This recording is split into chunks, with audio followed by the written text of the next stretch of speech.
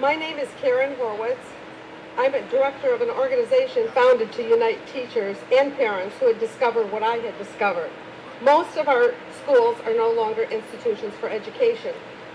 I'm not here to blame our policymakers or the media. I believe they do not really know what's going on. The lack of regulations coupled with tax-subsidized propaganda has led to the unimaginable. Today they have a clean slate. After today, we must watch them and not leave them alone until they protect our children by learning a truth about the education world that they failed to learn about, the financial world. Unregulated means disaster. Now I look around me today, I don't know if we have 50 people here. We sent this out to hundreds of people in the press, in the media. We invited tens of thousands of people. We were just informed that some superintendents sent out emails intimidating people so they wouldn't come. Why isn't the press here? I don't know. But today is a landmark day because this is public. Even if it's only 50 of us, it's public. And if they go on television or any place and say they care about their schools, but they don't want to hear what we have to say, they're not telling us the truth. And we need to get after them. And today is the beginning. I was called to teach. I was pushed out of my teaching career on trumped-up charges. I felt compelled to teach the public about what's going on in education, so I wrote a book entitled White Chalk Crime, The Real Reasons Schools Fail. Today, I want to just give you a small course on what that is. I heard Bill Gates say that our education system is gypping people. No one disputes that. But isn't it interesting that there's only 50 people here with a gypping education system? What needs to be understood is how this is being done. I must tell you that it's complex. When people head up a corrupt operation, one of the first things they do is make things painfully convoluted so that outsiders will not figure out the game. One really quick way of helping you understand this is to compare it to our financial crisis. Our schools are on the same trajectory as our banks, and what we will find at their inescapable crash will be worse. It will be dysfunctional kids and the destruction of the American dream. You see, at the top of education, we have the same greedy types as we have in our financial institutions, and that is what some of us have been desperately trying to expose. This is why our schools are a mess. It's not bad teachers, lazy parents, or worthless kids, although we do have some of those. It is greed at the top. But why don't you know this? Well, there's no press here today. That's one reason. Well, and there's a convenient tactic in place called teacher abuse that terrorizes dedicated educators into silence. I bet some of your heads are spinning hearing talk about teachers being terrorized. Head spinning is perfect for people who wouldn't support something if they understood it. Most everyone thinks you cannot fire a teacher and that unions give teachers too much power.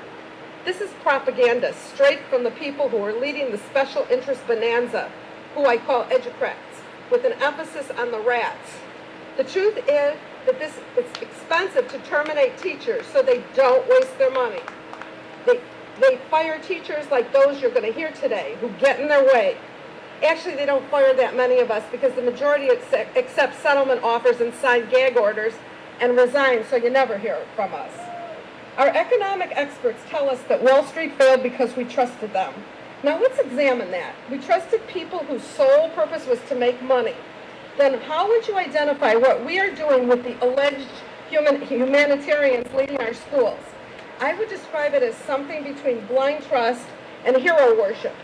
Folks, if our financial world could crumble so badly due to a lack of regulations, how could our schools have a chance when there's absolutely, positively, unequivocally no oversight? And I can prove this. I taught in an affluent district in the North Shore of Chicago. I was a returning teacher in my 40s.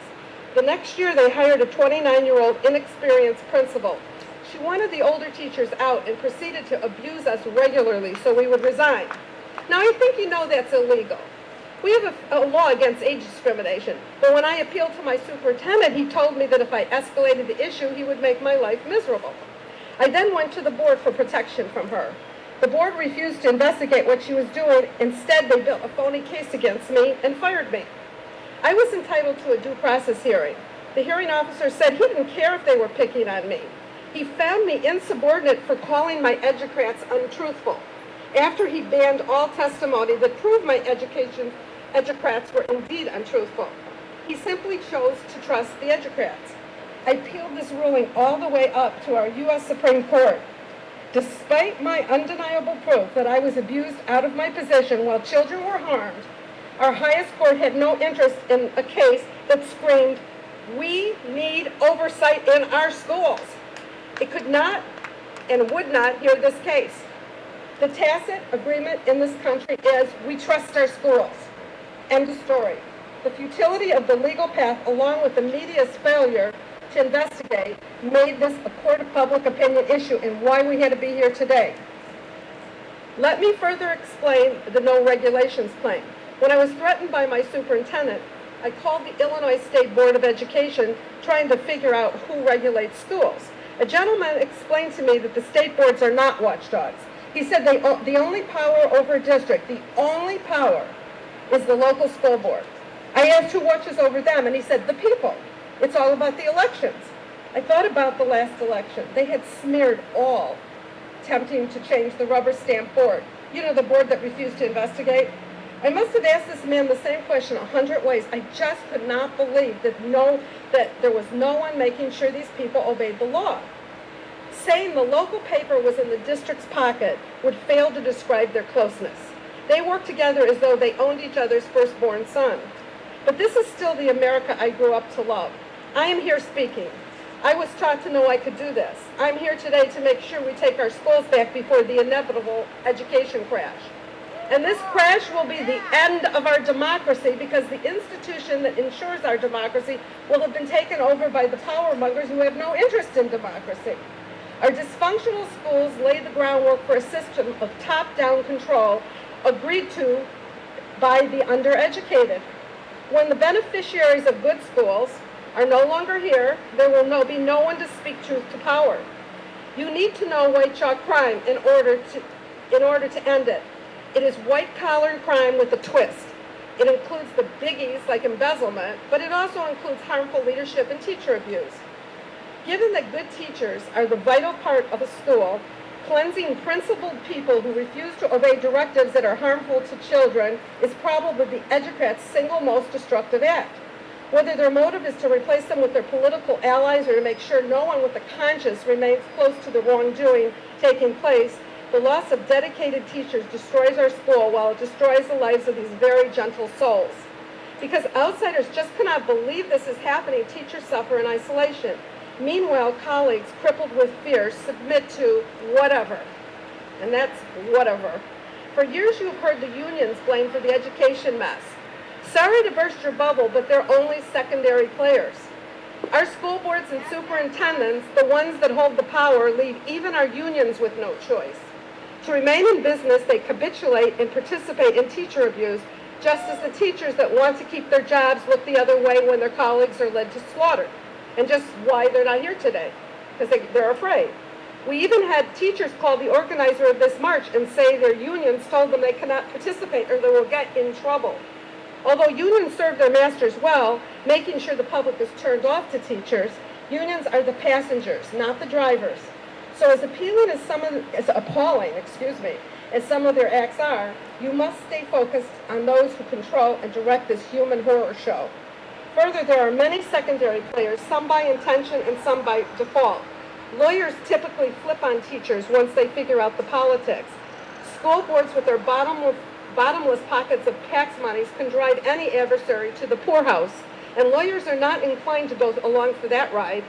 The media, well, beyond the local papers, indulge the powers to be, keeping the truth hidden.